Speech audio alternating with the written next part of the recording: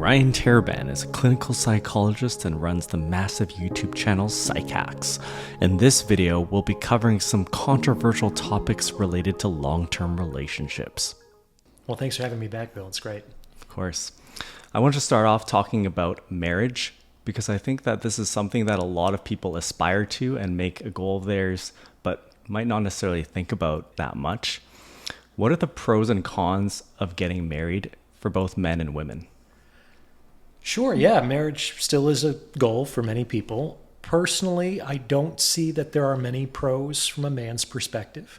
I don't think that there's anything in the marriage contract that gives me a benefit or a privilege that I don't already have as a single man.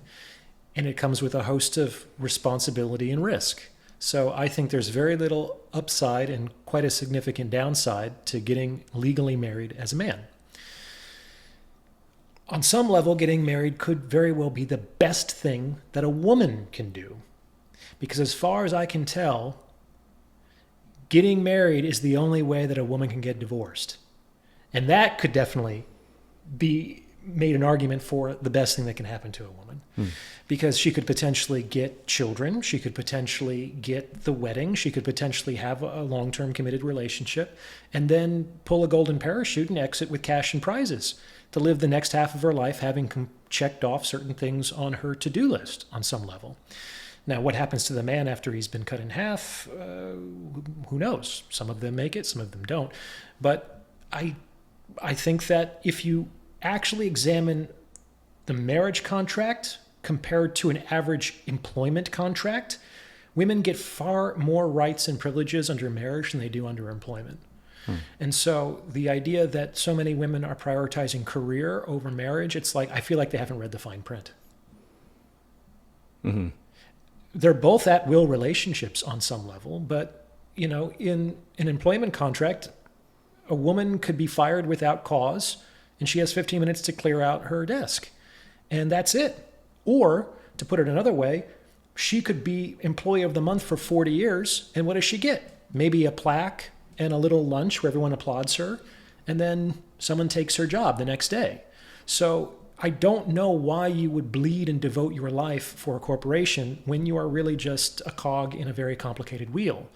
I think it's better for people to feel special and, to the extent that they can, irreplaceable in their relationships. And it's very hard to feel that way when you work for a startup or for corporate America.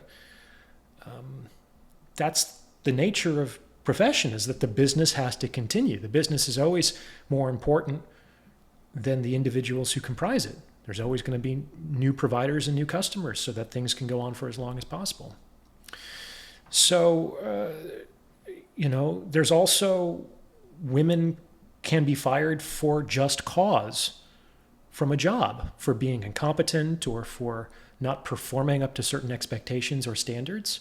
That doesn't exist in marriage, for better or for worse, So it's like a woman could still be a terrible, terrible wife and sort of push a man's hand into divorce, which can happen, and still leave with half of the property in states like California. So it's a really good deal for women to get married because it's, on some level, no additional responsibilities with extra security and privilege. Mm-hmm. But there's this idea in, let's say, modern feminism that marriage is based on old patriarchal ideas of women as chattel and as property, and I don't want to participate in these systems, and I want to prove that I don't need a man. I don't need his resources. Of course, women tend not to date broke guys, but we're going to pretend that she doesn't actually need them, though she likes it when they're there, which is interesting. So what's the basis of the relationship there? That also makes getting married more difficult for women. A company that has no need for your skill set isn't going to hire you. That's why, on some level, the most dangerous man for a woman is the man who has everything, which is the type of man that most women are shooting for. The man who has the fitness and the lifestyle and the wealth and the status and the women. What does he need you for? Of course it's very attractive. Of course it's very desirable, but they're not hiring for that position. It's difficult. Mm-hmm. What do you think guys get wrong in terms of what they expect will happen when they get married? Oh, that's a good one. So I think there's an old joke that men marry women hoping that they'll never change, and women marry men hoping that they will. And I think there's some truth to that. I think what happens is when a guy is dating a girl and they become boyfriend and girlfriend, they're in some sort of committed dating relationship, and it's going well. And the guy is like, I like this girl. She's fun. She's easygoing. We have great sex. It's like, why wouldn't I want this to last forever? And so they promote her to a more secure position. The issue is that when you promote a girlfriend, you lose her. She's no longer your girlfriend. She's your wife. And a wife and a girlfriend are two very different positions. On some level, a wife is a co-founder.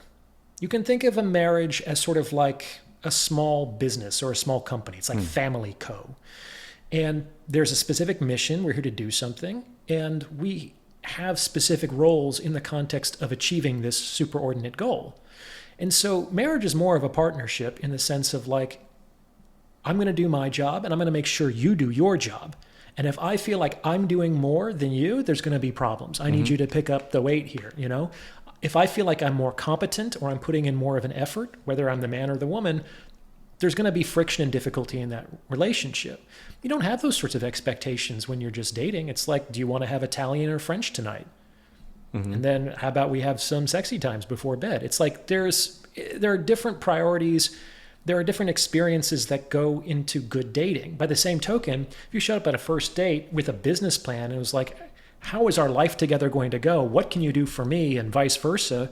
What are you bringing to this relationship? It'd be very difficult to get a second date. So what's good in the courtship process to get a girlfriend or a boyfriend isn't always good for the marriage phase of a relationship. So when you promote somebody, you leave them behind. You don't make them permanent in that role. And on some level, if someone gets promoted into an executive position, if I used to be a peon and I become a CEO, if I continue to act like a peon, it would be bad for everybody. Like I have to change how I show up. I have to change who I am on some level because there's a whole host of new expectations for me. I've talked to guys about this. Sometimes it's useful to think about the military model of ranking because men kind of start off as enlisted privates and they're at the bottom of the ladder. Yep. And it's not for a private to ask, why are we digging this ditch? His job is just to pick up the fucking shovel and dig, right? But that's unbecoming for a general. The general shouldn't be digging the ditches. He should be thinking, why and where is the best place for those things to occur? So we need our generals to think like generals and our privates to think like privates. And when the generals think like privates, the privates think like generals, we have all kinds of chaos and insubordination and ineffectiveness, like things just don't work. So I think that's the biggest mistake that guys make is they think that by marrying a woman, they keep their girlfriend forever. But you've just gotten rid of your girlfriend. Yeah, and I think it's particularly difficult because the institution of marriage is meant to be like a one-way street. Like if you try to get out of it, you're going to have major consequences because of that. It's not easy. It's not easy for the one who has more on the table. It can be exceptionally easy for the other party. I mean, we can talk about bad women or high-value men. These are all kind of judgments on some level. I don't know how good of an employee I would be if I knew that at any time I could just stop working and get half of my paycheck forever. It's like I would have to have so much self-discipline, such high virtue to resist that temptation indefinitely. And probably eventually I would give in. That's why I can't cite women on some level, because it's usually women who benefit from divorce versus the other way around. And when it's the men who benefit from a divorce, the women talk just like I do. And they think it's ridiculous that this person should be getting so much as a consequence of simply being married. I guess in a way, it's almost like there's a shift in the power balance once you promote someone into that position, which Absolutely. is supposed to be irrevocable. Is there any way that you can predict how someone will react to that change? I think there's probably some good rules of thumb. in that I think the more disparate the individuals in terms of their individual net worths when they go into the relationship, the more likely that we're going to have a negative outcome. Like if we're functionally earning the same, then it's 6 of one, half dozen of the other if we split our assets at the end of the marriage, right? The issue is that most women don't want a guy who makes the same as they do. If they had their druthers, they'd go after guys who could elevate their lifestyle even further, which is generally not their fantasy. Sometimes they will settle for that if they're being kind of realistic and they know that they're not great beauties or that they're unlikely to capture the interest of a very high status or wealthy man. But that's not in their heart of hearts what they're dreaming for. And sometimes that bleeds out into the relationship where men are punished because they either aren't the female ideal or fantasy, or they don't measure up to an ex that they were once involved with but couldn't find a way to secure for a long-term relationship. I think that's particularly challenging where a lot of guys don't realize that they're actually not their partner's best option or perceived best option. Chris Rock has such a good bit on that. Have you seen that? No. He has got this great bit in one of his stand-up routines where he's like, you know why your woman is so difficult? You want to know why? Because you ain't her first choice. And like the whole audience just goes silent. And that's what it was. It's like the woman is like looking at this guy and she's thinking, I used to have a good man. I used to have a handsome man, but I fucked it up and now I'm stuck with this loser. You know, every time he does something dumb, she's reminded of the guy that she fumbled on some level. And sometimes guys don't even know who this guy is. I mean, the fact of the matter is that most people are not married to the person they most love or who loves them the most. They're married for other reasons. If people got married and ended up with the people who loved them the most, the world would look very different. And courtship would look very different. And which men got which women would look very different. It wouldn't be what would six-pack abs have to do with anything? What would 6 feet tall have to do with anything? What would 6 figures of income have to do with anything? It would have to do with who was the most loyal and loving and committed. But that's not how women choose. And any man who believes that that's how women choose is going to be in for a very rough time. I think it's also tricky because a lot of guys get married before they actually experience that feeling of a girl being really into you. Yeah. I had a friend who was dating this girl who had basically followed him on social media for years, thought about like, I want to be with that guy. Eventually she arranges through some other connections to like meet him, gets his help with some mentoring. And then they end up linking up. Eventually, after they broke up, she just like goes wild, writing him poems and tries to like bring food to his work to try and show up and just to try and see him. Obviously, that's a little bit over the top. A little bit, but she's doing a number of things right in my playbook in that she's hunting. She's targeting a very specific man for a relationship. And she's done her research and she's listened to him talk. And so she probably has some ideas of what he likes and what he doesn't like and the kind of woman he's looking for. And she used her network to orchestrate a meetup, created a intimate power dynamic for a consistent relationship so she could have access to him and then use her feminine wiles to capture his sexual attention or his heart, if we're being less cynical. And she was able to succeed. Like she leveraged that into a sexual relationship, it sounds like. Now, why it didn't last? I don't know. She fumbled at some point, but she ran the ball like 60 yards. That was a great play. Yeah. Let's not pretend she fucked up there. She did a lot of things right. I think one thing that I wonder about when it comes to really long-term relationships is that people change over time. They do. And what I wanted when I was, 18 is different from what I want now. And I anticipate that when I'm, 10 or 15 years older than now, I might also be different. So I hope so. How do you think guys change in what they want from, say, their 20s to their 30s and 40s, or in your experience or in the guys that you've coached? Yeah, I hope that you continue to to grow and to change, because only things that aren't growing or changing are dead. Life is a process of growth and transformation into the next stage. We're always in the process of becoming who we are. And when that process stops, we're no longer alive.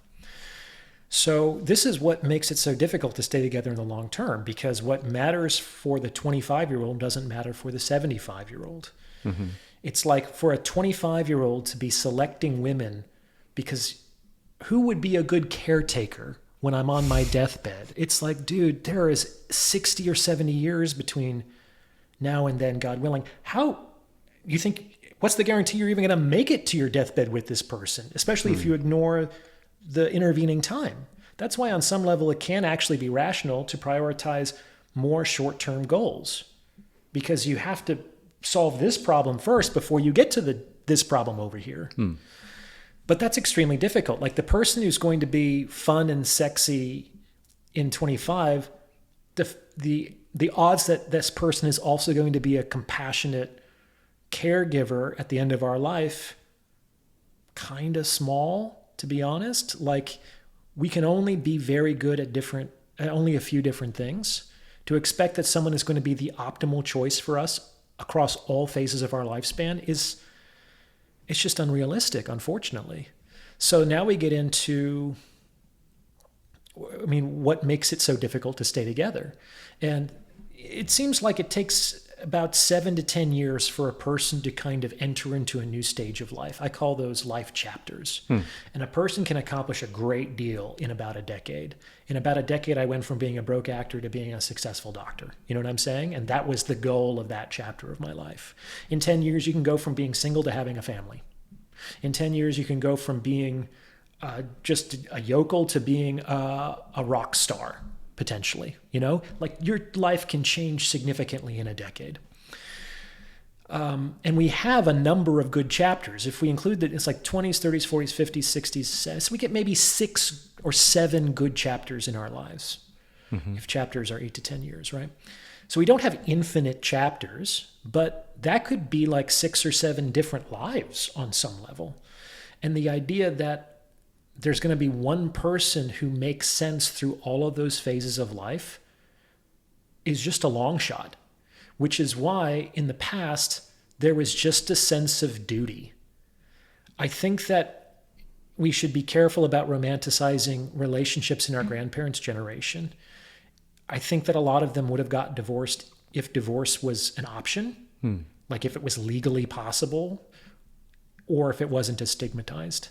Because I think what can happen is after a chapter or 2, sometimes the best that you can hope for is that we just sort of live parallel lives, because we've just sort of naturally grown apart. We don't hate each other.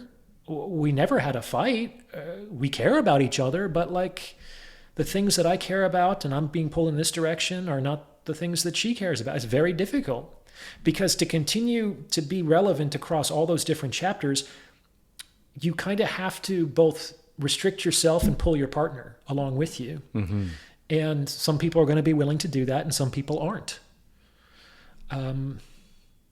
Does that answer your question, or did I not get to it yet in a roundabout way? Yeah, I wonder if there's something that you can choose for, like maybe base personality traits or maybe shared values that might help you stay relevant to each other over long term. Shared values can help, but I've talked to so many people who grew up in the church and were very religious in their 20s and then lost their faith in their 30s, or who started off as liberal Democrats and are now conservative Republicans. It's like even values change they change probably slower, but they also change over a lifetime as well. So they're probably better than like shared interests. Like we both like pickleball is probably not the basis of a long-term relationship. There could be personality traits that make it more likely. Like you'd want probably somebody who is flexible and growth-minded. I made an episode about this a while ago. It was called like the most dangerous thing for a relationship. And the most dangerous thing of a relationship is when one partner starts to grow and the other person doesn't. When one person starts to make positive changes. Maybe one person goes to therapy and wants to like clean up his or her patterning and to learn about how to be less reactive and to take more responsibility for him or herself. But the other person doesn't. That's going to be tough. One person starts to take care of his or her fitness and health, loses the weight, starts to work out. The other person is still getting fat and sitting on the couch. That's going to be hard to do in the long term. One person becomes wildly successful and is now making millions and is being introduced to all kinds of interesting people from all around the world. The other person just wants to sit at home on the couch and watch Netflix. It's like probably not going to work. So if both people are at least committed to being flexible and to constantly grow, they have a better chance of surviving longer, I think. I think a lot of people are just lazy. Men and women can be lazy. Mm-hmm. I mean, a lot of girls who go through the trouble of getting their makeup and their high heels and their outfits to go out to the club are really there hoping, whether or not it's a realistic hope, but they're hoping that they're going to meet their husband so that they never have to fucking put on their high heels and the makeup and go out into the club again. Then they can just sit at home in their gray sweatpants and watch K-pop Demon Hunters, Mm-hmm. or whatever's popular at the time. So a lot of people are just kind of hoping to arrive at the point where they don't have to make as much of an effort anymore. I mean, most people are working so they don't have to work, Mm-hmm. right? They're not working from the joy of their own labor. They find it a grind and they're like, one day I'll have enough money and I can retire. They don't fucking like their job. They don't like what they're doing. Mm-hmm. So, that's a lot of people. I think patience and tolerance are also really good things and are very underrated in today. People are too picky. They want too many things. But coupled with that, too many things are deal breakers for them. Small Mm-hmm. hands are a deal breaker for a woman. Or I didn't like the silhouette of his nose. Or I didn't like how he was quiet after I asked him this question. I mean, women, especially when they're young and they have lots of options, disqualify for all kinds of reasons.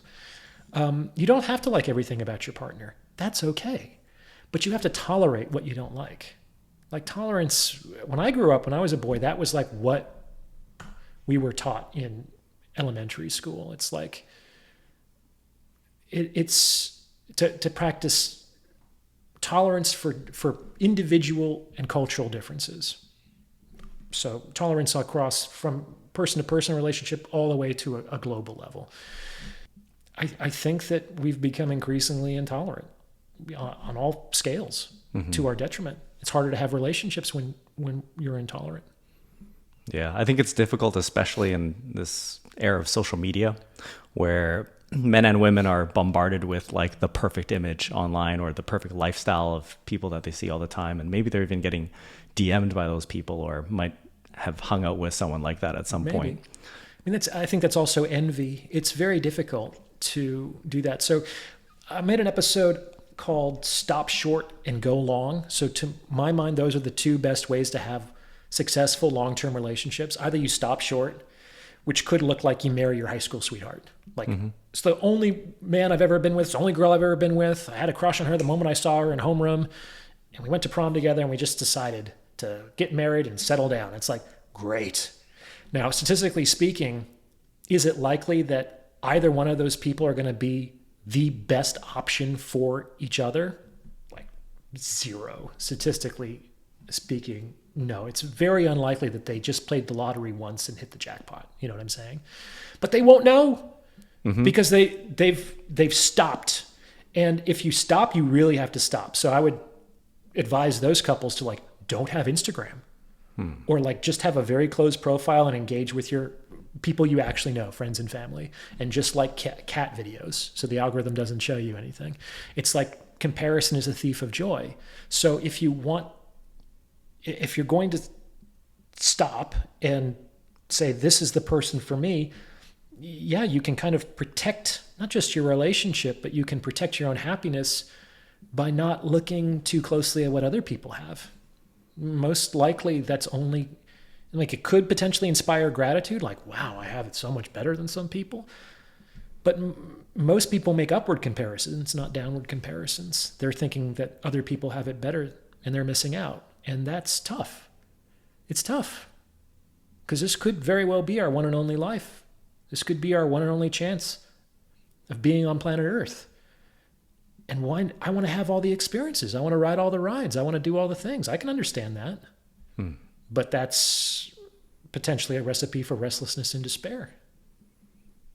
I like what you said about curating your feed to be like conducive to a long-term relationship if your goal is to like stay in that, ultimately. Yeah. Because yeah, as you said, comparison can eat away at you.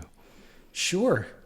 It certainly won't be good for your relationship. You should never voice that. You should never compare your partner to anybody else.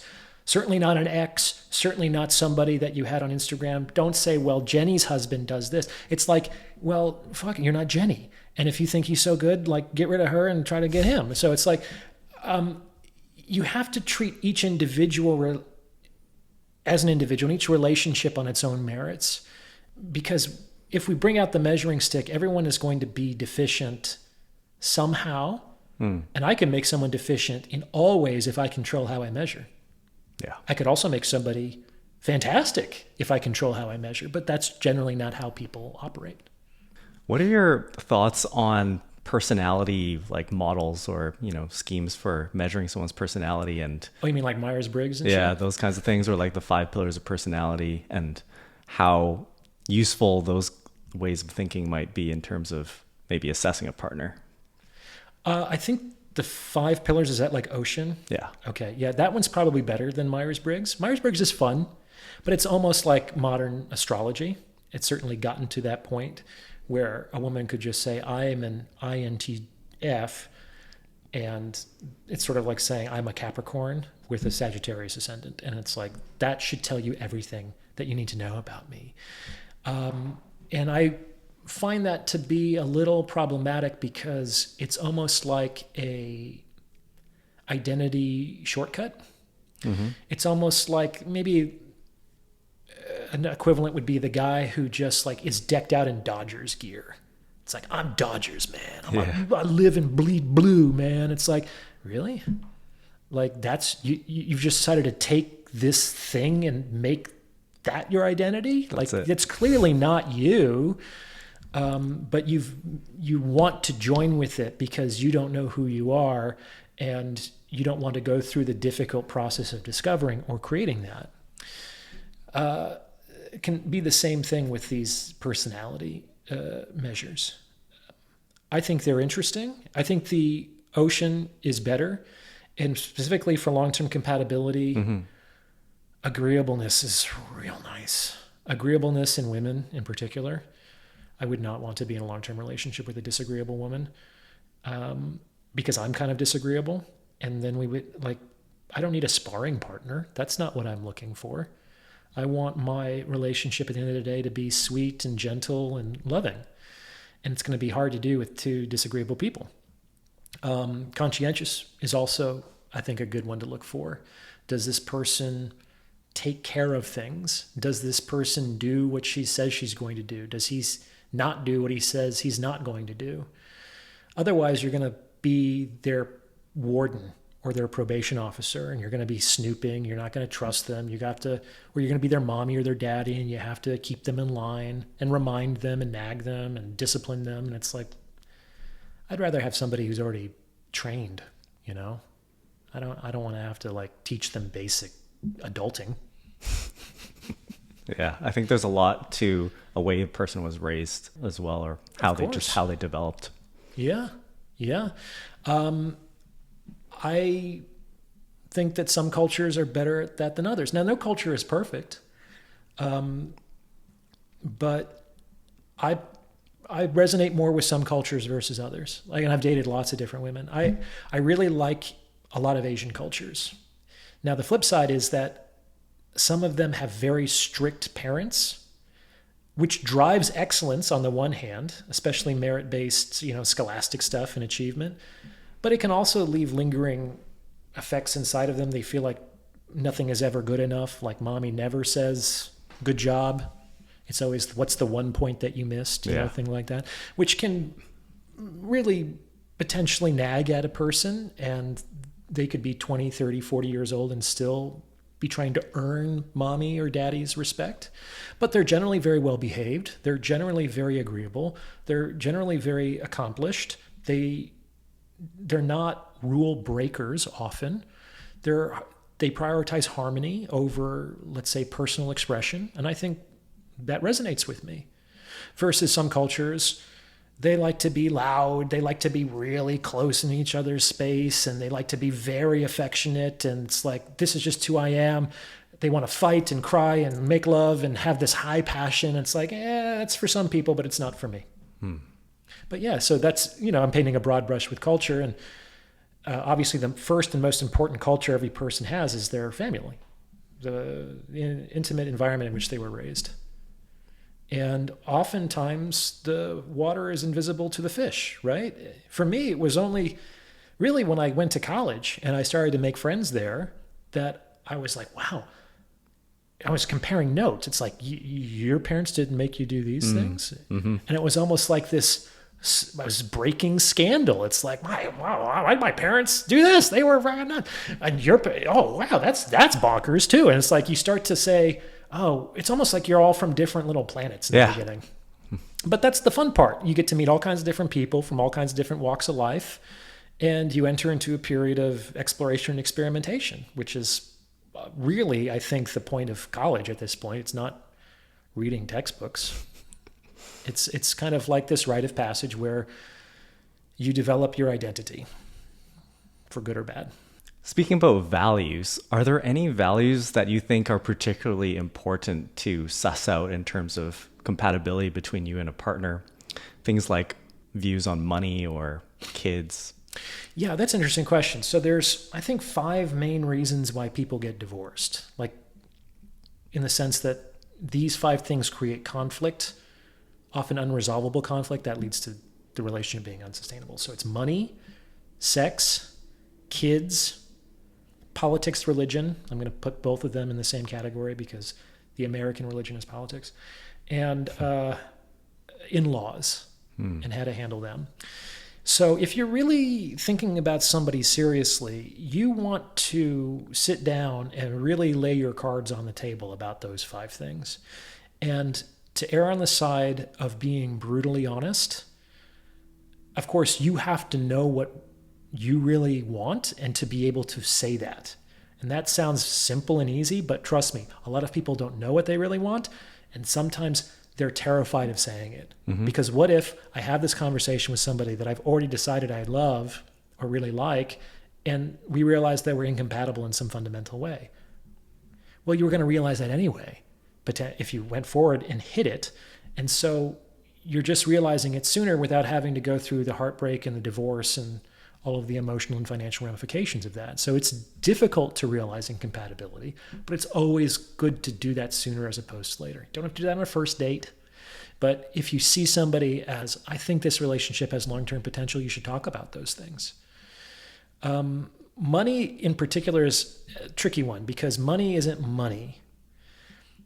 Certainly not psychologically. Money means different things to different people. For example, probably the 2 most common meanings of money are security and freedom. And those 2 are actually kind of at odds with each other. For example, if one person sees money as security, this is often the woman, she likes seeing the big numbers in the bank account doing nothing. And every time we spend the money, it's chipping away at that safety net, which can stimulate her anxiety.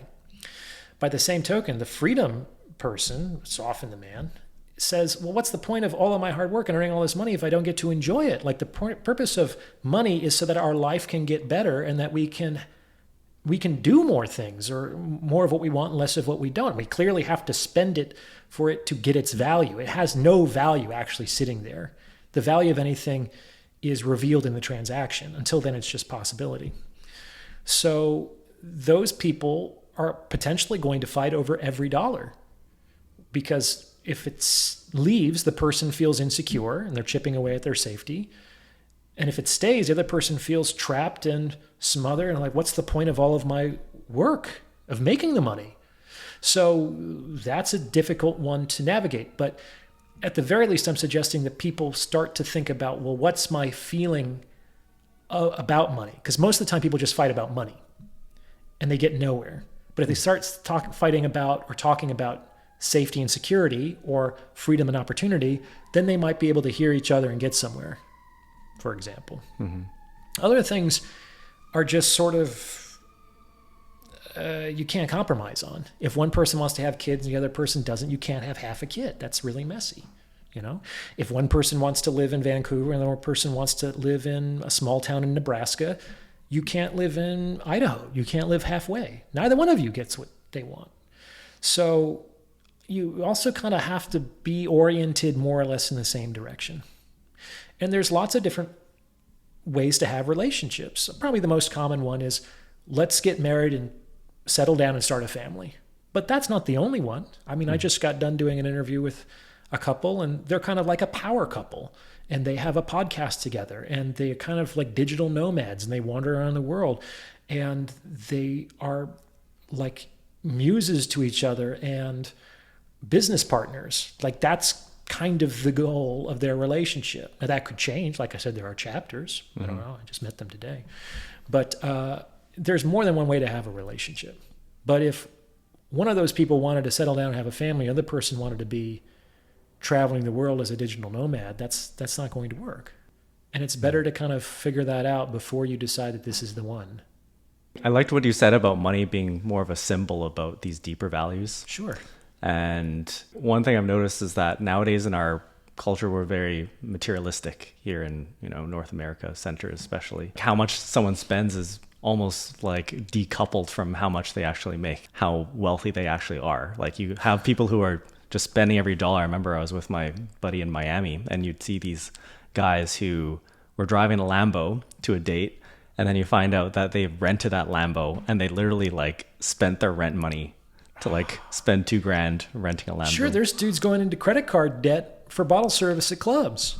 And, in San Francisco, the closest city to where I live, it's hard to tell the billionaires from the homeless people sometimes, because they're wearing just like baggy jeans and sweatshirts. I definitely saw that in San Fran. There's a lot of false signals on both sides. Women have all kinds of procedures and paddings and makeups to give signals that they might be younger or more attractive than they truly are, and men send out signals that they're wealthier than their lifestyle suggests.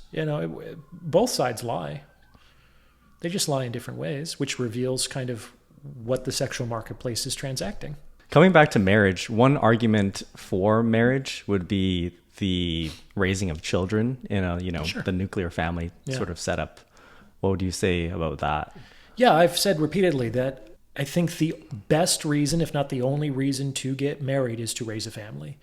If you do not want to have kids, or you don't want to have kids yet, just be two consenting adults who enjoy spending time with each other. Like, why do you need to get the government involved? Why do you need to make a lifetime commitment?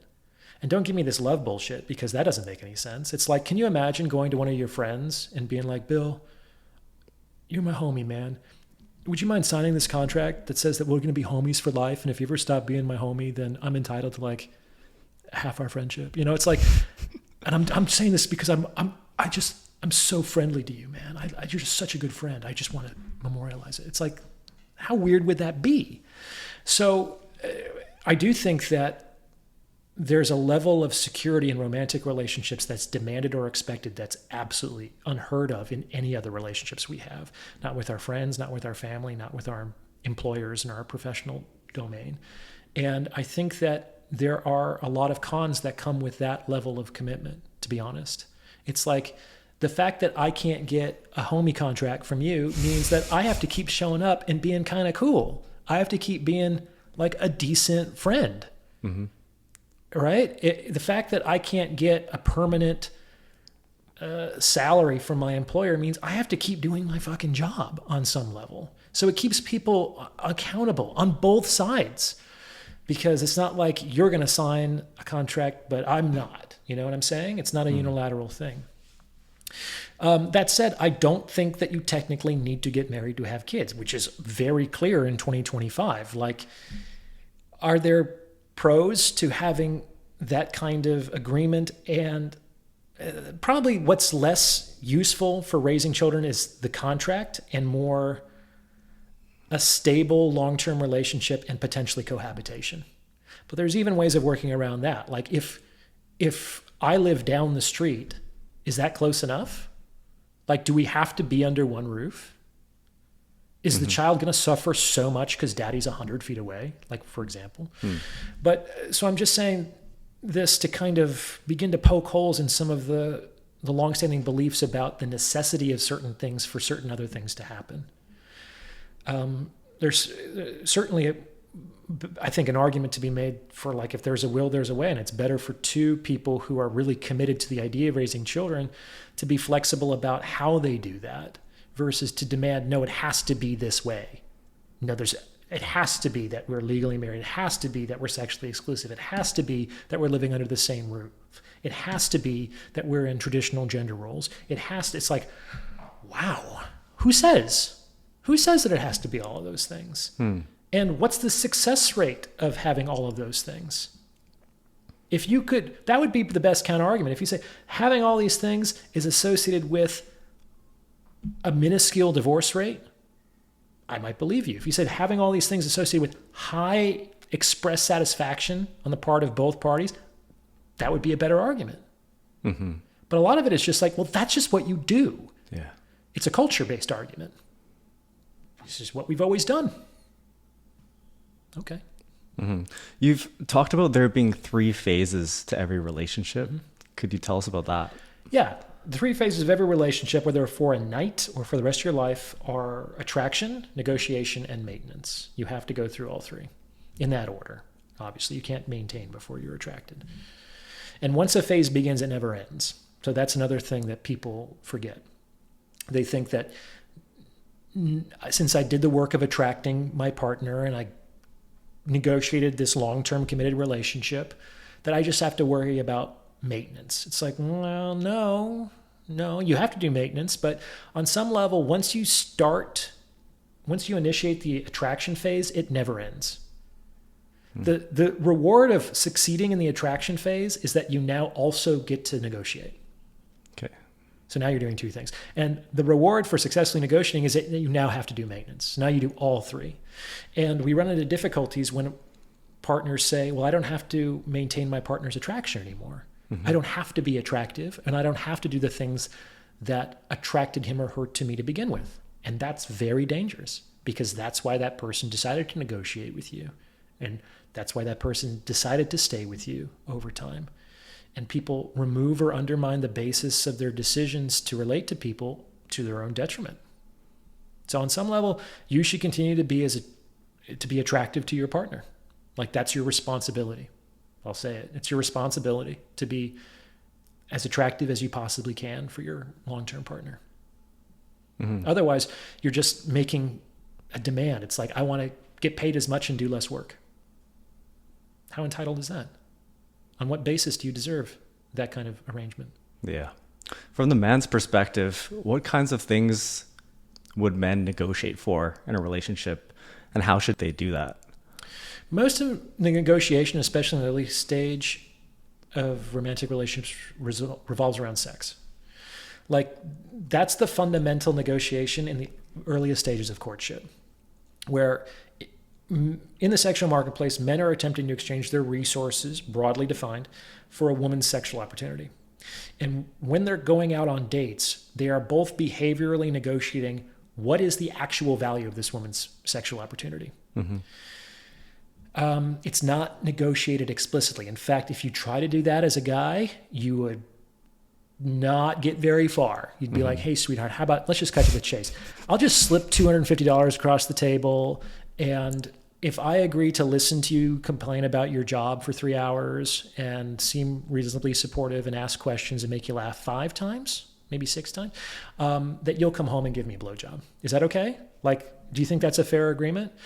So, but that's kind of the gamble that men are making on dates. They're putting in some kind of investment, whether it's time or money or emotional labor, broadly defined, being charming, being dangerous, being attractive, whatever strategy they're using, because they're trying to figure out how to get in with this woman, because they've already decided they want to fuck her. That's why he's there. He wouldn't be calling her up and making the effort if he didn't want to have sex with her. And the woman's thinking, well, do I let this guy in or not? And so, part of his game is to try to get past her gatekeeping. And, the more attractive you are, the easier it is to get in, as I've said. It's like all men pay, but the more she likes you, the greater the discount. So other things that are negotiated are, I guess in today's day and age, is this an open or a closed relationship? Are we sexually exclusive, or are we going to continue to date, or is it going to be an asymmetrical thing? And that's a big ask. But I have counseled many women to really take this seriously, because the number one source of commitment hesitancy in men is same woman the rest of my life. That's a scary idea. And as a woman, if you're gunning for that, you have to think that you're like a salesman who's trying to get around customer hesitation. Like, you have to kind of think about, why is this person feeling reticent about signing the dotted line? And you have to kind of make them feel, I hear your concern and this is what we can do about it. You have to find ways to get around it. If you just say, you shouldn't be concerned about that, that's not what a customer is supposed, like, good luck closing. So the successful women are women who are able to find a way to negotiate that. And I know that's tricky to say, because some women have it's like no exceptions, a very hard line policy on this, but actually a lot of women have a bit of a gray zone here. As I've talked about in my book, most women would rather occasionally share a Porsche than have exclusive ownership over a Honda. And that's also something for men to understand. It's like, if you're a Honda, don't be expecting that you're going to get lots of special privileges that most guys don't get, which is kind of the incentive to become a Porsche. That's why men work so hard, broadly defined, is I want to have better sexual opportunities. That's why I went through the pain and discipline of getting my fitness on point, or making a name for myself, or becoming rich, or et cetera, et cetera. Whether they're conscious of it or not, they're trying to secure better reproductive options. And that doesn't just mean younger or more beautiful women. Sometimes it means that, but it can mean having more of what you want and less of what you don't. The more powerful person always gets more of what he or she wants and less of what he or she doesn't. I think one thing that often happens in relationships is, over time, the frame of the relationship shifts, or the power balance, and say the man starts giving up more time, energy, resources, and maybe for less of the things that he wants. How do relationship terms get renegotiated over time? Again, they mostly get renegotiated behaviorally. Sometimes people sit down and have explicit conversations about the relationship. For those conversations to go well, both parties need to be very emotionally mature. They need to be very good communicators, and they need to be, on some level, insightful. They need to know what they really need and want, versus just what they feel in the moment or think that they might need or want, right? And most people don't satisfy all three of those criteria, which is why most people don't sit down and maturely and calmly discuss their relationship needs with each other. That's a very advanced skill. I'm not saying don't aspire to it, but most people aren't there. So most of the time, relationship terms get renegotiated behaviorally. And the way that happens is, I change your behavior and I see if you put up with it. On some level, we negotiate what we're willing to put up with. And so what happens is people start to manifest new behavior. Sometimes they do this intentionally. Sometimes they just do it because they're changing or they're growing. A lot of this happens unconsciously. And the negotiation has to do with how the other person responds to those changes in behavior. Now, that doesn't happen overnight, but that's the slow progression that we're often in long-term relationships, men are paying much, much, much, much more for much, much less. Certainly for why they went to that woman to begin with.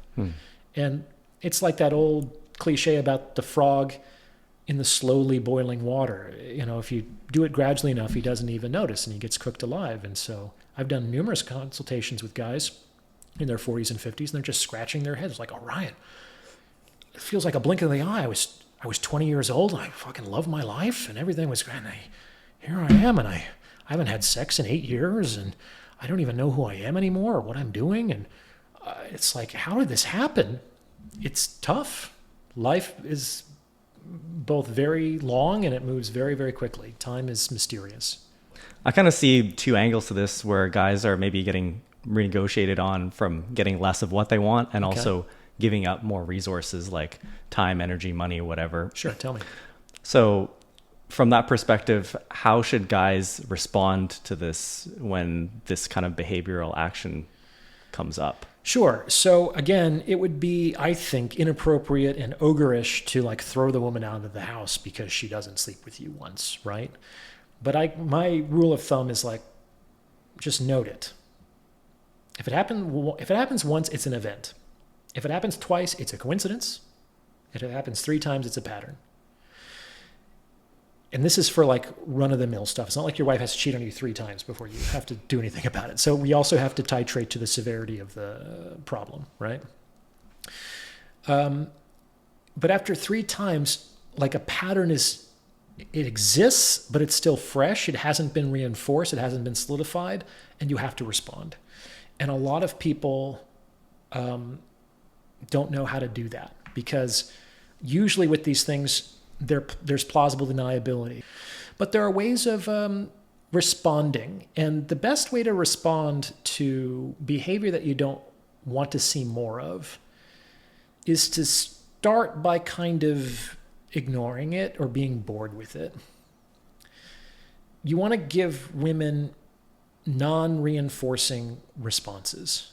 Getting angry, paradoxically, can be reinforcing because emotion generally is reinforcing with women. And one of the dangers there is because most people are conflict avoidant, is they'll take an inch until it becomes a mile, and then there's a big blow up one day, when really it would have been better to just respond an inch when she tries to take an inch. And then it's like, oh, okay, there's the line. And a lot of this is behavioral. Like I said, you don't have to sit down and have a long couples therapy session because your wife had a headache one night, you know? You can just respond. Mm-hmm. And then in terms of, let's say your partner is like asking for more time or wants to spend more money or do whatever in terms of taking more resources, how would you respond to that? Yeah, that's a tough one. So it's hard to ask for more time. I know that people want it and that people do ask for it, but the best way to get more time with your partner is to be the person that he or she wants to spend time with. To kind of demand that you not be that or be kind of lower ranked, and for him or her to prioritize this relationship over other satisfactory or more fulfilling dynamics is a really big ask, to be honest. So the best way to ask for more time is not to ask for it with your mouth. The best way to ask for more time is to be the person that your partner wants to spend time with. And that could mean various things to different people. It's like, you know, if you are a girl and you insist on watching, you know, girly rom-coms with your guy, and he starts to come up with excuses why he can't do that, and you feel left out and you want more time with him, it's like maybe you have to watch a movie that he likes. You know what I'm saying? Sometimes you have to do more of what the other person wants in order to be their like favorite person to do things with. And that can be tough because people are like, well, I want him to do the things that I want to do. It's like, well, okay, yeah, you might not be able to have it both ways. So the best way to ask for more time is to be the person who would be most satisfying to spend time with. To ask for more money, what does that look like? Maybe they want to spend more or go on trips or... Yeah, because it's very rarely like, I want an allowance or a raise in my monthly allowance. It's more like, why don't we go to Tahiti this year, kind of a thing. Okay, so this is potentially also going to sound kind of weird. So the basis of relationship is the dischargement of need. If I need nothing from you, it's going to be very hard for us to have any kind of relationship whatsoever. And this is what is kind of tragic about human relationships is, let's say I have what you want or need, Bill. If I never give it to you, you're eventually going to get fed up and go try to find somebody else to get it from. Yeah. So if I keep it forever, it doesn't work. maybe I can kind of string you along for a little bit. Maybe you can dance to my tune a little bit, but eventually you're going to be like, either fucking give it to me or I'm out of here. But here's the thing. By the same token, if you need something or want something from me and I give it to you, then you need or want me a little less. As a consequence of me doing what you wanted, you now need me less or want ironic. me less. It's very ironic. And also kind of heartbreaking if you think about it, because it's like there's no right answer. Potentially the best practical solution is to kind of like drag out the satisfaction for a while, which can be actually part of the fun. Like guys like the chase leading up to sex. It might be off-putting or weird if the girl just served herself up on a silver platter. People like their achievements earned. If it's too easy, it doesn't feel very satisfying, right? So there could be some truth to the fact that we need to draw out the satisfaction of that need or that desire for a while. But then I have to give it. Otherwise, I'm not a good faith player. I'm just fucking with people, right? But if, in the moment I'm giving something, I have to kind of have something else lined up that we can drag out for a while. So, or else I threaten the basis of the relationship by being a satisfactory partner. That's the irony. So the way to get more, maybe you want more trips or you want more sex or something, but is you kind of put it behind something else that the other person wants. And so it's like, yeah, that trip would be really, really great. And I'm very excited to get there with you. I'm just thinking that these things might need to happen first. And that's part of the negotiation. And then that person has to decide, it's like, oh, now this trip costs me something. Do I really want this trip? Or is this something that I just felt like I needed because I saw something on social media? Or, so it's like, how bad do you really want it? And this might sound kind of cunning or manipulative, but it's really both people negotiating to get their mutual needs satisfied, which is actually very mature on some level. I think one of the best ways to get more sex is also to travel more. Like the biggest aphrodisiac I've found are hotel bed sheets. I don't know why. I wanted to touch on some topics related to conflicts in relationships. Sure. How do men get disrespected in relationships and dating? Oh, well, they get disrespected in lots of different ways. Sometimes the disrespect is intended because disrespect can be strategic, especially when a woman wants to be rid of a man. In general, when a woman wants to be rid of a man, she has two basic strategies. One is to assume all the responsibility. It's not you. You're a fantastic guy. You're sure going to make any woman happy. I just need to take time for me. I'm not in a stage of my life where I'm ready for this, or I need to. But it's you're great. You're amazing. You're a wonderful man. You're going to make every woman lucky. And the guy's like, well, Jesus, clearly not every woman because this isn't working out here. But it kind of feels good. But that can also sometimes create mixed messages because the guy's like, well, if I'm really that good, maybe I just need to be patient or I just need to keep trying? I don't understand.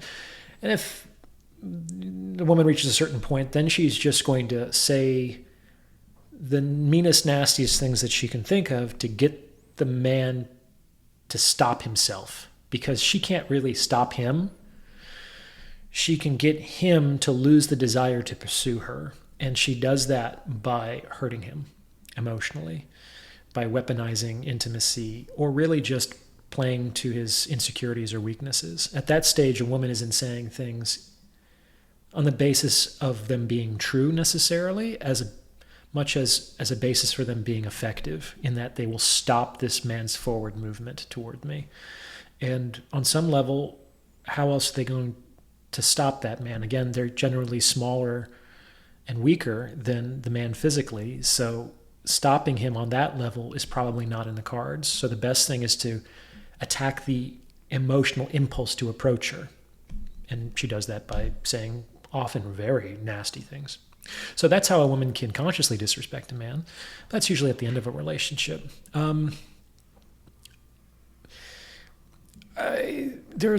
I made a couple episodes about how women disrespect men, and that was a couple of years ago, so I'm trying to think back to those scripts. I personally believe that the most sustainable basis of a relationship is not egalitarianism. I used to think that in the past, that's what women wanted, were equal partners. But in practice, I found that a lot of women don't want that, or there's some kind of misconnect between what men think equal and respect is and what women think equal and respect is, which is possible. Like, for example, if we were equal, it's like if I just said, Bill, fuck whatever you want to do, we're doing what I want tonight, it would feel kind of weird, from a peer-to-peer relationship, right? So we might say, hey, Bill, what do you feel like doing tonight? Oh, you want to do that? Oh, okay. Would you mind going to Thai food? You have a taste of something? Like I would ask you questions to seek out what you might be interested in doing. I might defer the ultimate judgment as to what we do tonight to you as a sign of respect, right? We can do whatever you want, man. Let's make this night special for you. What do you want to do? That's a form of respect. Sometimes when men behave that way with women in courtship, it comes off as wishy-washy. It comes off as, now I have to make the decisions? Like, is this a boy or a man? The man feels like he's showing respect and deferment to the woman's preferences. The woman sees somebody who doesn't know what he wants, doesn't know how to lead, and is forcing her to make all the decisions, which is a form of emotional labor, as we now know. So, in my opinion, it's sometimes better to just say, hey, this is what I think is going to happen. We're going to go to dinner at this place at 7. I already made a reservation. And afterwards, we're going to go to this bar that I thought was really cool that I saw on Instagram. Does that sound good for you? Great. And of course, the more that the man knows the woman, the more he can make those sorts of decisions, taking into account her preferences, while still making all the decisions and taking the lead. Okay? So, but in that case, there's kind of a power differential. And I've personally started having much more satisfactory relationships in my 30s when I gave up on the idea of equal partnership and more of like, you know what, I'm just going to try this instead, that it's kind of my way or the highway, and I'm going to decide what I'm doing with my time. I'm going to decide where I'm going to be going as a destination, and I'm just going to tell that to the women that I engage with. And some of these women are going to say, well, I don't want to do that. And it's like, great, best of luck to you. But there's also going to be some women who think, wow, that sounds like fun. I want to tag along. And so I'm always in the driver's seat, always making the decisions. And the women are invited along for the ride for as long as they want to keep riding with me. And if for whatever reason I start to go in a place that they don't want to go, they can get out. If they don't want to go there, or if they feel like they can get a better ride or a more direct route to where they want to go, that's fine. But I'm not a taxi cab. I'm not just going to ferry women around based on where they want to go. That's not why I've worked so hard to become the person that I am. Okay, so how do women disrespect men? By kind of not potentially giving enough appreciation to power differentials. The vast majority of women aren't dating men who are below them, but they're also not dating men who are across. At least that's not the fantasy. Some women settle there, and it's kind of a conflictual relationship. The fantasy is the guy is older, wiser, stronger, more successful, more established, etc., and that the woman's life and lifestyle gets significant benefit as a consequence of relating to this man. That's the trade-off on some level. And if women can appreciate that there is a power differential in their relationship, and that power differential could be what they want, and it could be in the service of a sustainable long-term relationship, then they have to learn to especially speak to a man across a power differential. And one rule of thumb that women should consider when talking to their boyfriends or their husbands is, would you say the same thing in the same words, in the same tone of voice to your employer as you would to your husband? Well, why would I need to do this? Like, exactly. Like, you wouldn't say that to your employer. Why?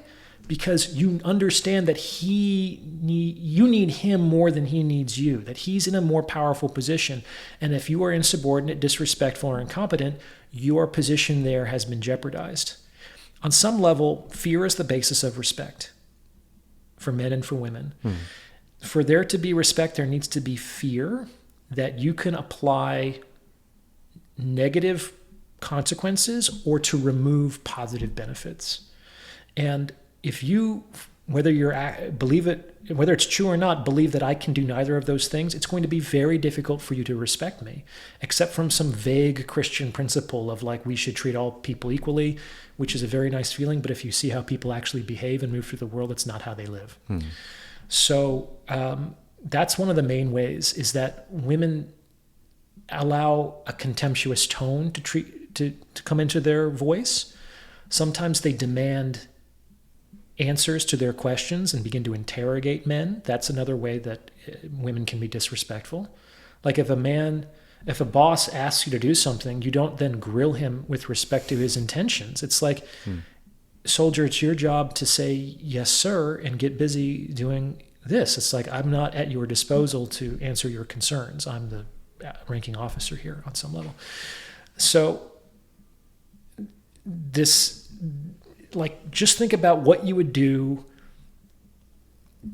relative to a boss. And if you wouldn't do that to a boss, don't do it to a husband or the man that you want to have a long-term relationship with. That's kind of the rule of thumb there. So what should a guy do if he experiences that behavior? So the moment a woman has an off-note tone to her voice, the man flies off the handle and accuses her of disrespect, and I'm not going to tolerate this. That man seems unhinged. Like, your reaction and response needs to be proportionate to the offense, as it were.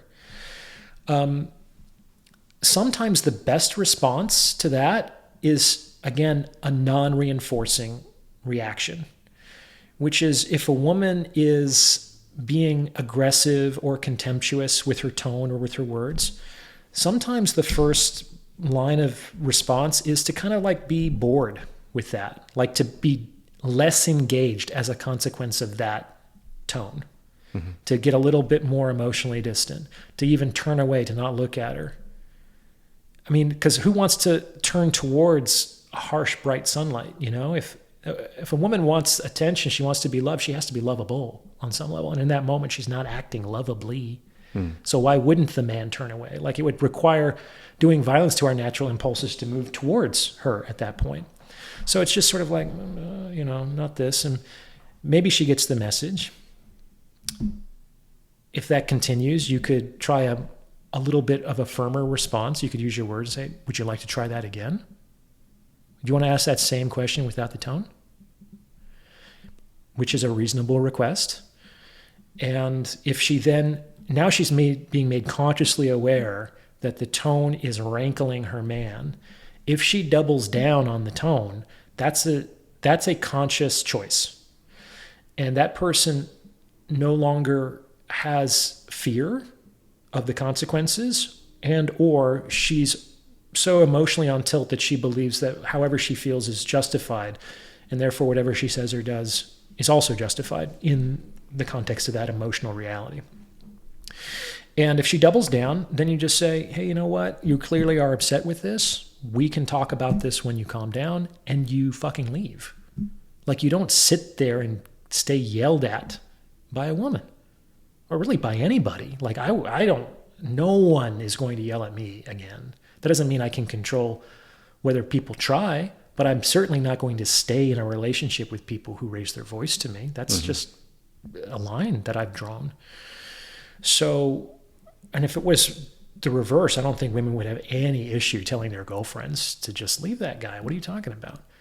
They would say leave permanently. I'm not saying necessarily you leave forever, but you just remove yourself. And in general, I find that to be the better punishment than being actively punitive.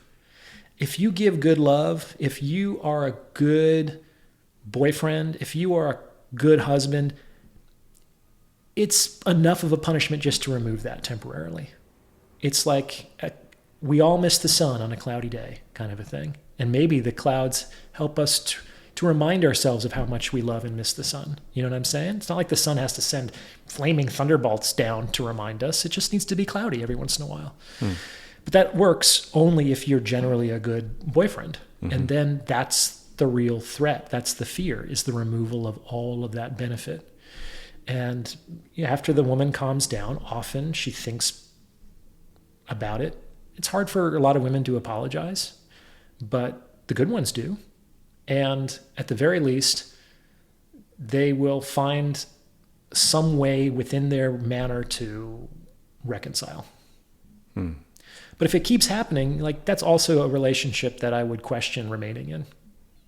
Like, I don't want to have to keep, like I said, I don't have to train a woman. I want her to already be an adult.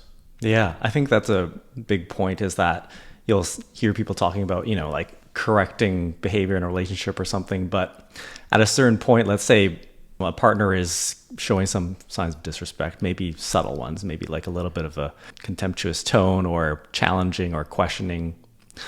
At what point does that border into the, like, I think this is kind of getting out of hand or into the wrong frame, and it's more about not actually having the right dynamic set up in the relationship, the right amount of attraction, let's say, or Sure. And that it's just not going to work. There was something else you just said that I wanted to respond to.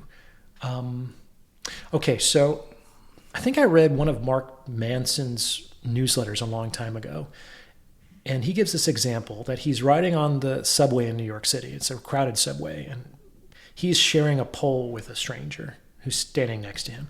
And maybe the train lurches, and the person isn't hanging on very well, and so he smashes into Mark.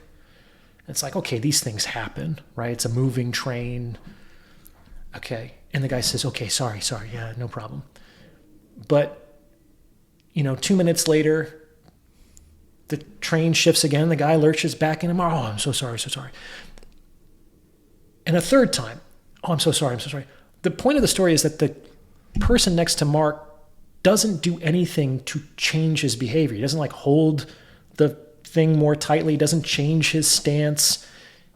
He just apologizes, but that just infuriates Mark for good reason, because the best apology is changed behavior. That person's doesn't really feel bad. If not, he would change what he's doing to reduce the likelihood of a recurring event. So that's the best apology, ultimately. Some people get really hung up on hearing the words, I'm sorry, which can be very vindicating and validating for sure. But those words aren't nearly as important as changed behavior. So the best apology is it doesn't happen again. If a woman says on both of her knees with tears streaming down her face, I'm so sorry, baby, I love you so much, I'll never do it again, but it happens again next week, that was an act. She didn't actually do what was necessary to solve the problem from recurring.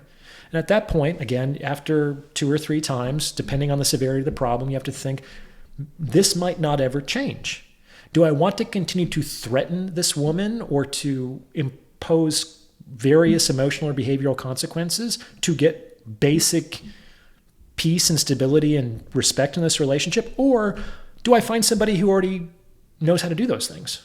It's so much easier to just find somebody who already knows the job than to train them from scratch.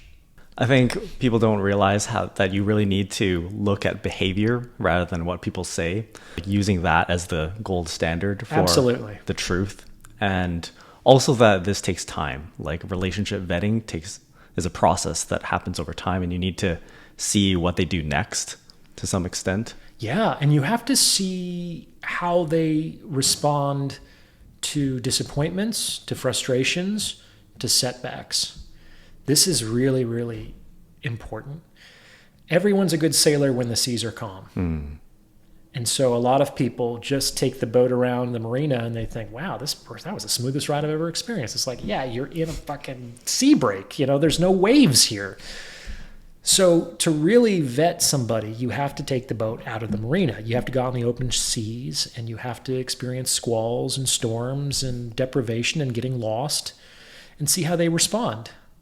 A good partner, one that you would consider moving forward with, like aligns more closely with you against whatever difficulty you're experiencing. A bad potential partner is like, why did you allow this to happen? Or I can't believe that this happened. It's like we should be joining together under these circumstances to fight against the storm. But if you start blaming me for getting into the storm, or as if I controlled the weather, then we're probably not going to survive this squall. Mm-hmm. So a good response is when people come closer together under adversity. And one of the best ways to do that is to travel. And not travel to Los Angeles, if you live in Vancouver, but maybe travel to rural China or sub-Saharan Africa, or if you can afford it. It's like, get out of your comfort zone. Go to some place that they might lose your luggage and you don't speak the language and the food is unfamiliar and the customs are strange, and it's like, and spend 10 days with that person nonstop. That's stressful. And you're going to see who that person is in a way that you won't back at home. So that's like maybe the easiest way to stress a relationship without being like weirdly manipulative about it. I was talking to this older Korean guy once, and he was telling me that you should take a girl camping.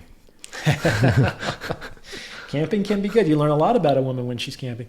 A lot of women won't do it. They don't like sleeping on the ground, or they don't like not showering, for 2 or 3 days. But you see her deal with physical discomfort and being cold and being sore and being hungry in a way that we typically don't experience in our comfortable front country lives. Yeah. Mm-hmm. Most women are going to be willing to travel with you versus camping. Camping is a great thing, but a lot of women won't do it. So it's a non-starter. Yeah. When it comes to conflict, there are some people who say that it's normal to fight in a relationship. And then there are people who say that you shouldn't fight at all. What do you think is acceptable? I don't like fighting, man. I've had a lot of conflict in my life. I don't need any more of it. I want things to be peaceful and loving and respectful. And if for whatever reason the woman can't do this, because I know I can be those 3 things, if she can't do that, that's fine. I'm not the man for her, or she needs someone to train her, and that's not going to be me at this stage of my life. So I don't abide by the belief that if you're not fighting, then you're just hiding. And neither one of you are being authentic about your real needs or desires. There are ways to get those satisfied maturely and peacefully, and often without even discussion. Think about like a really high caliber restaurant. The highest service not only satisfies a need and anticipates it. That's what's like next level 6-star hotel experiences are. They like anticipate what you will like based on your previous stays with them, and they learn and they adapt and they make like a custom tailored experience for you. That's excellent service. Why would you fight with a 6-star resort? Like, you'd have to be deranged or entitled. If for whatever reason you want something different or something they haven't given you, just make a polite request. And I'm sure they would be more than happy to get on that. You know what I'm saying? You're a valued customer here, and we want to show that in all the things that I do for you. That's a good relationship to have. That's a loving relationship, is let me serve you. Let me show you how much you mean to me and how much I value you in the acts of my devotion, big and small. Why do you have to fight? Mm-hmm. If you're fighting, if you're fighting, you're probably not fucking. So that's another thing. Mm-hmm. Fucking is aggressive by nature. Think of all the slang that we have for it: hitting, smashing, banging, rocking, screwing. It's like none of these are very gentle words. And that's part of what keeps couples from fighting. If they're not fighting in the bedroom, they're often fighting outside the bedroom, right? You take some of that aggression out on each other because you both kind of get on each other's nerves a little bit, certainly every once in a while. But if you can dissipate that through sexy aggression, then you don't have to like go for the jugular emotionally in the kitchen or the living room. So I do think that if you're fighting, you're probably not fucking, which is a problem. And if you're not fucking, you're probably losing attraction for each other, which means one person or both have stopped showing up in ways that they used to, or has become, there's some sort of bait and switch, like I thought I was getting this and it turns out that this is the person I really got. It's creating some sort of incompatibility, or it's getting to be an uncomfortable value exchange that one person feels like he or she is giving far more than what they're getting in return. Mm-hmm. That's usually how couples fight, is that one person thinks that they're making more of an effort or they're doing more in reality than the other person is. And so they feel increasingly resentful. But if both people are equal in effort or equal in competence, that's much less likely to happen. Yeah, I like that perspective. I think that people should be prioritizing peace, like especially if you want to be a successful guy. Like there's a lot of things that deserve your attention more than having a fight with your partner. Well, yeah, because it's like, personally, I would literally like to do anything other than fight with a girlfriend. Because when I'm fighting with a girlfriend, I'm not fucking a girlfriend. I'm not making money. I'm not building muscle. I'm not pursuing my pastimes. I'm not doing anything that makes my life better or that contributes to my pleasure or enjoyment. It's not only it's a negative, but it drains my time and energy for the positives. And so it becomes just too expensive for me to relate to a woman who creates negatives and siphons away attention and energy from positives. I just don't have time for that. Mm-hmm. It's not worth it. Yeah. Coming back to what you had mentioned about, a man being the captain and taking the course that he wants and having a girl come along for the ride. How do you balance that with satisfying the girl's wants? I'm in an episode called How to Lead Your Woman. I think that answers this question. Like if I'm taking the role of the commanding officer, the general, there are privileges and responsibilities with that role.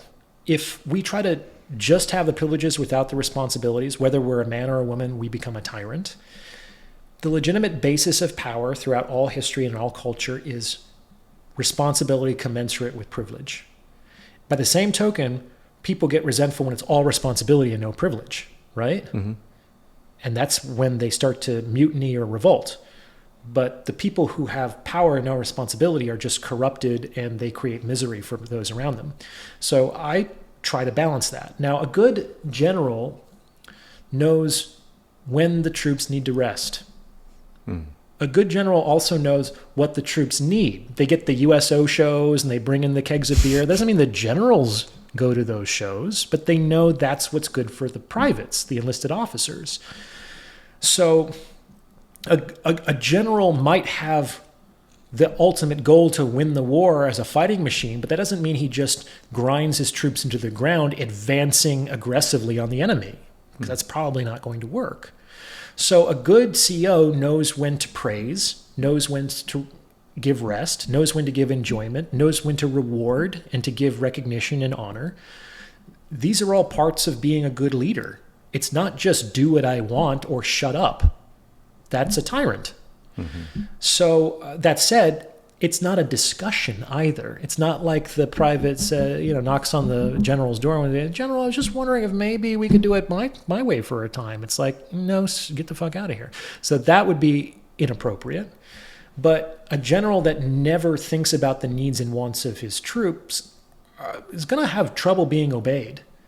Like, I've worked with a number of folks in the military, and the last thing an officer wants to have to do is pull rank, which means I'm a higher officer than you. Shut up, just salute me and say yes, sir, and do it.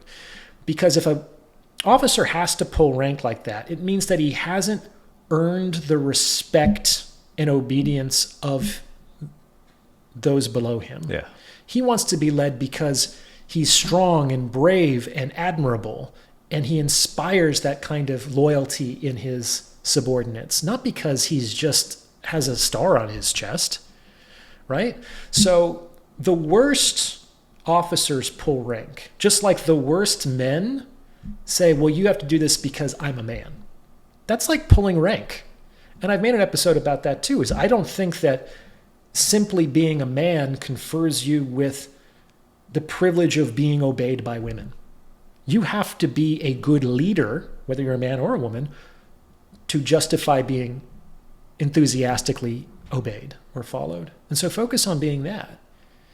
And the best leaders are often very selfless leaders. So that brings it full circle. Is, one way that Alexander the Great inspired his troops is they had been wandering in the desert for some days, and they finally came across a little puddle. And one of the privates scooped up a cup of water and gave it to Alexander, and he threw it on the ground. He's like, oh, I'm not going to drink until all of you have water first. And everyone fucking loved him after that. And they went over the barricades for him and died for him and all. It's like the leader who can, when appropriate, make a show of putting his troops first wins their hearts and minds more than anybody else. So, it's about being a good leader. That's how I would answer that question. Yeah, I think that's a really good point to bring up, is that the man needs to deserve that respect first. Absolutely.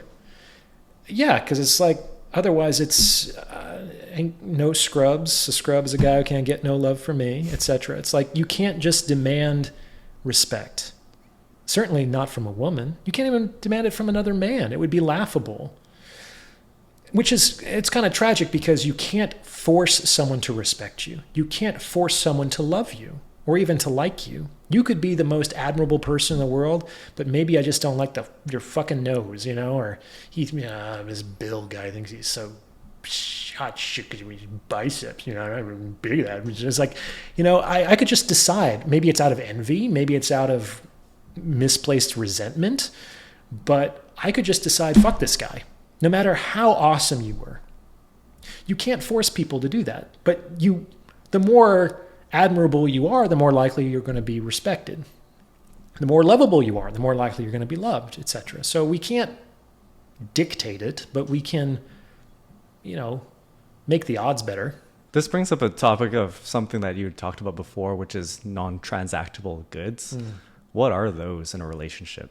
Well, there's a bunch of non-transactable goods. So these are things that can't be bought or earned. And those are things that I was just talking about. Respect is a non-transactable, because no matter how well you behave or how admirable you are, it's still my choice whether to respect you or not. And for whatever reason, some people are going to be like, fuck Bill.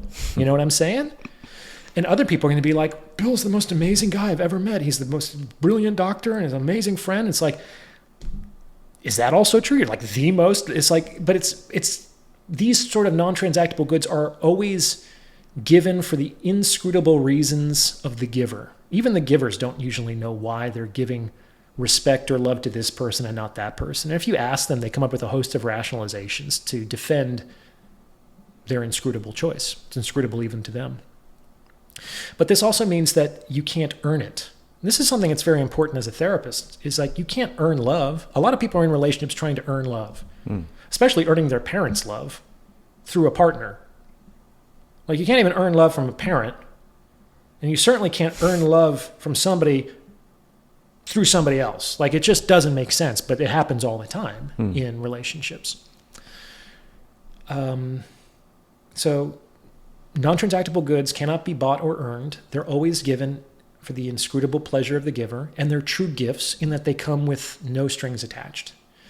Because if I love you only because I think that you will love me back, even if it's that, or even just be grateful or appreciative, let alone that you'll marry me or you'll have sex with me or you'll do all kinds of things. It's like, that's not a gift. That's you trying to barter for those things using a kind of performance of respect or love.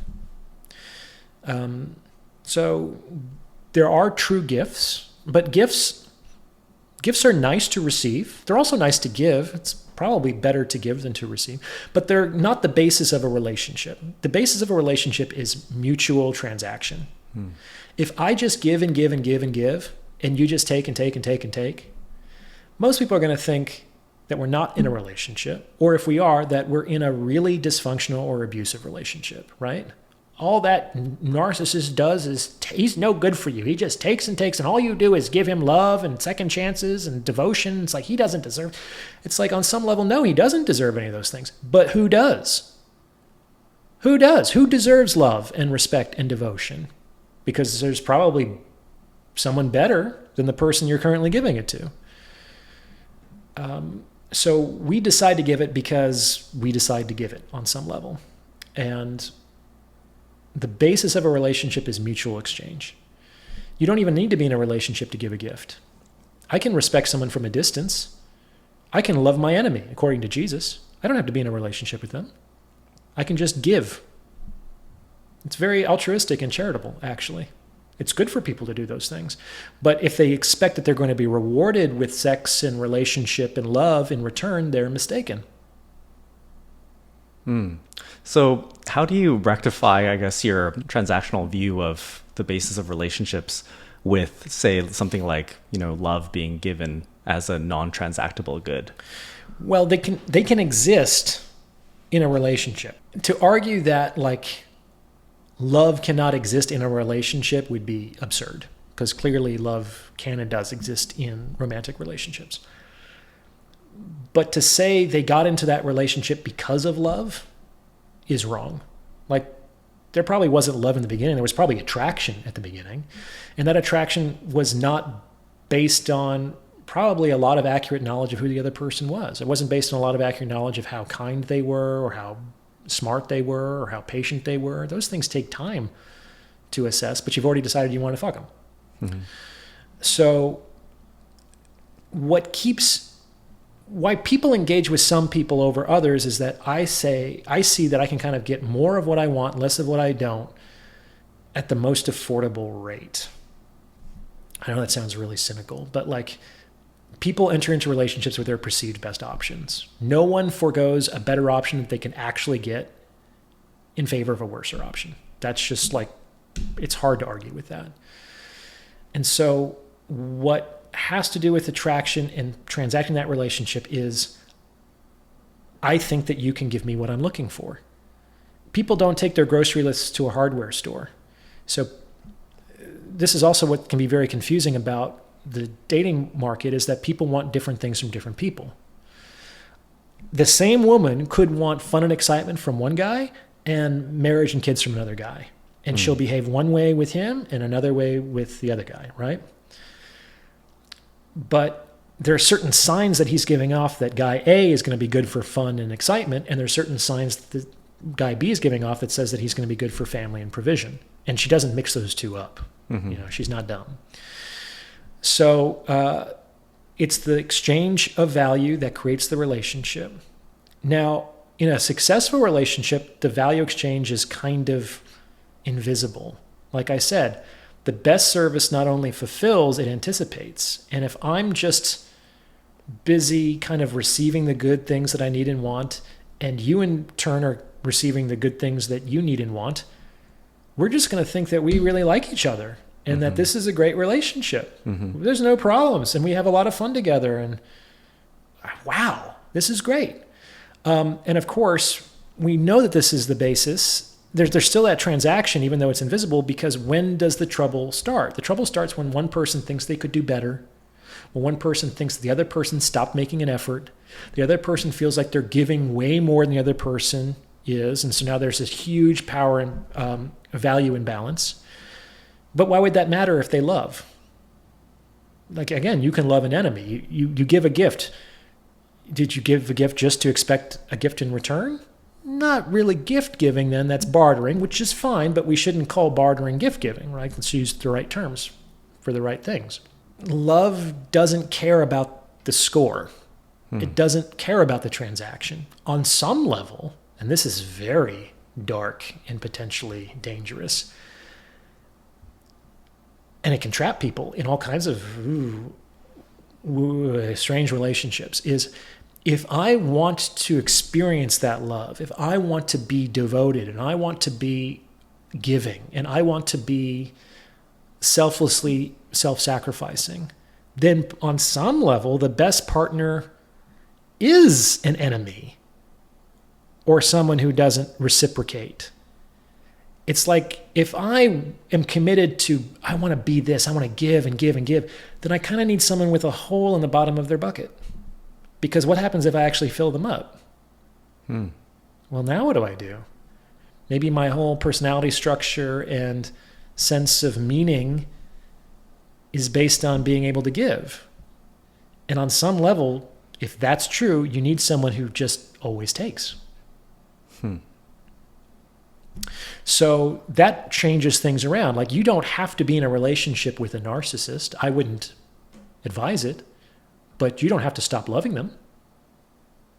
There's nothing that says that you can't or you're not supposed to love people with personality disorders, but I wouldn't advise getting into relationships with them. They're two different things. And if you want to love, a narcissist would be happy to perpetually take that love and to receive it. But if you think, as many people do, that I'm eventually going to fill this person up, or I'm eventually going to get some sort of reciprocation, then on some level they weren't loving at the highest level. I know that sounds weird because it's like, really, Orion? I shouldn't be able to expect that after all of this? It's like, actually, no. No, you don't. That's not how gifts work. If they're true gifts, it's not like if I give 100 gifts, then Bill's going to give me a present in return. I know. And when he does, it's like 101. That's going to be the one that breaks the record. You're just giving to receive on some level, which is not bad. I think that makes you human. And I think that might be good because a lot of people think that they're better than they are. And they think that they're just like these selfless, loving creatures. And it's like, if that's so, why did you leave the narcissistic ex who never reciprocated? This ties back to something we were talking about in terms of marriage, and maybe a good one to wrap up on. Sure.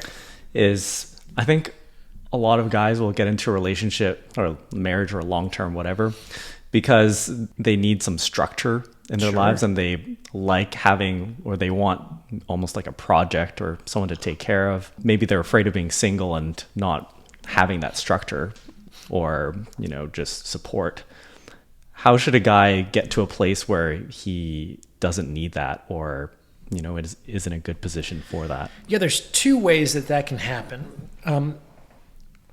One of the main reasons why people settle down and have kids, this is again going to sound very cynical, is they decide that they're ready to settle down because they're just tired of dating. And they just reached a point where it used to be fun and exciting to go out to the club. Now it's a drag. It used to be fun to have these whirlwind experiences with all these different people. Now it just feels kind of tasteless, and I'm having the same conversation over and over again. I'm ready. I'm done with that, and I'm ready. And then they're going to start approaching people in the dating market from that new intention. And if somebody would have been a perfect husband but came too soon, that person wouldn't have seen them through that light. That person probably would have been bored by that person showing up too soon.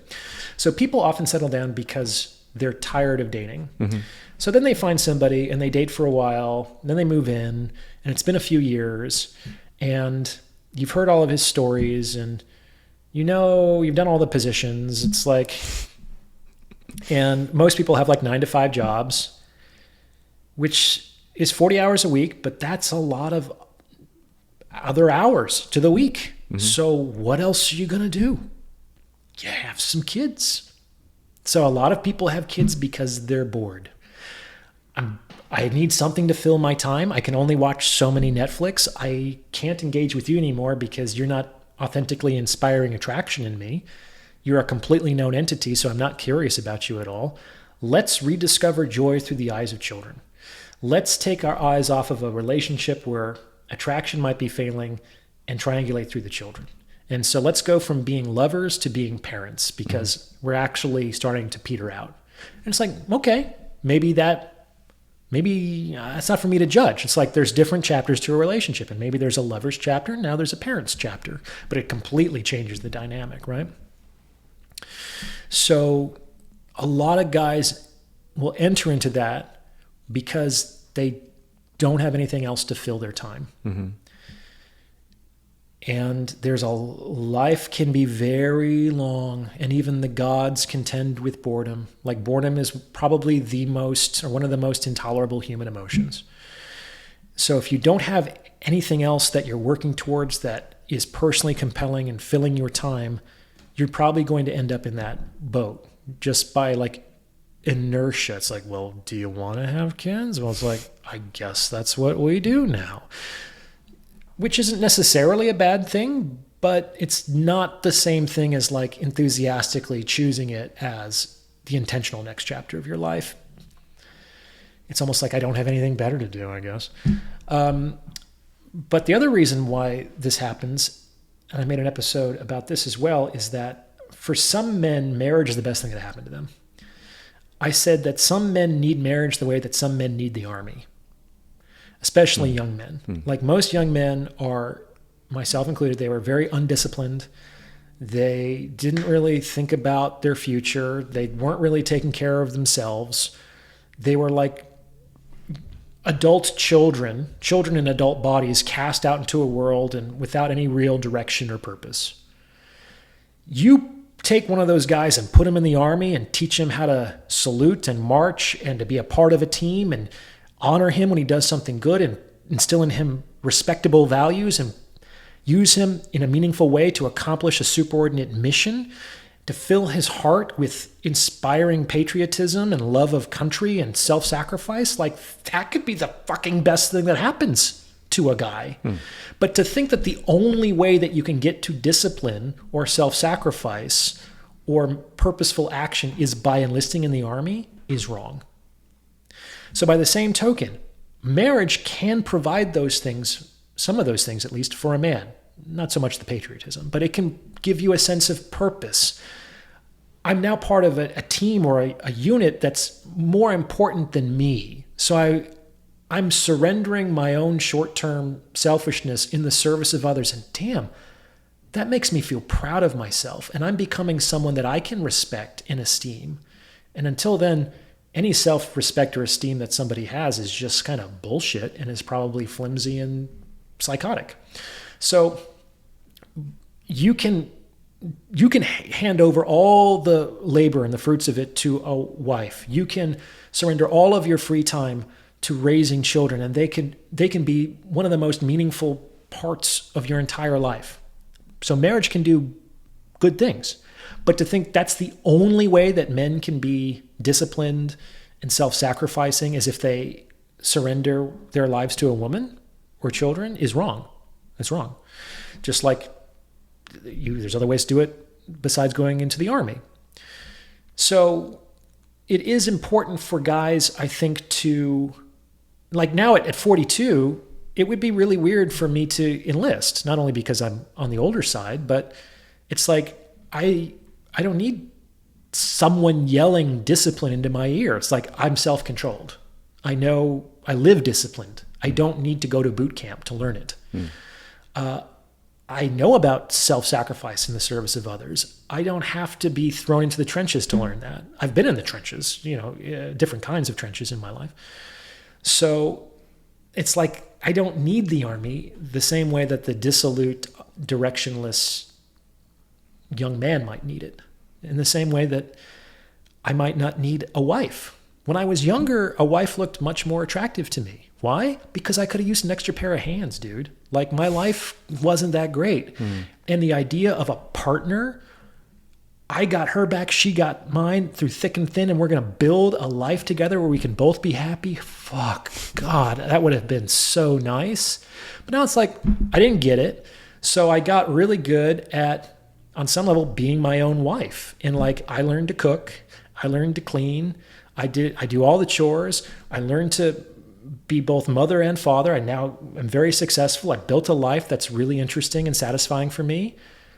I have accomplished what I wanted a wife to do.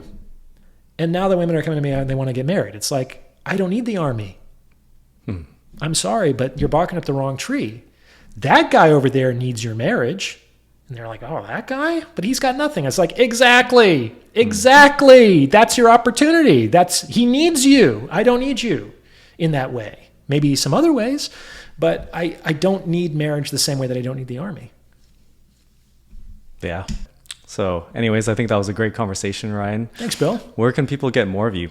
Oh, yeah. Like you said, I have this YouTube channel called Psych Hacks. I might be changing the name soon, spoiler alert, to just Orion Taraban to make it more obvious who I am and what the content is all about. But that's on YouTube. There you can get information on all my other value propositions. So my free weekly newsletter, my paid one-on-one consultations, my best-selling book, The Value of Others, and my private member community, The Captain's Quarters. That's in the description of like every single YouTube video. It's on my website, oriontarabanpsyd.com.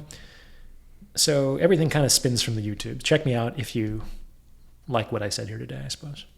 Awesome. Well, I'll put those links in the description below. Thanks, man. Thanks for being on the show. Of course. Thanks for having me.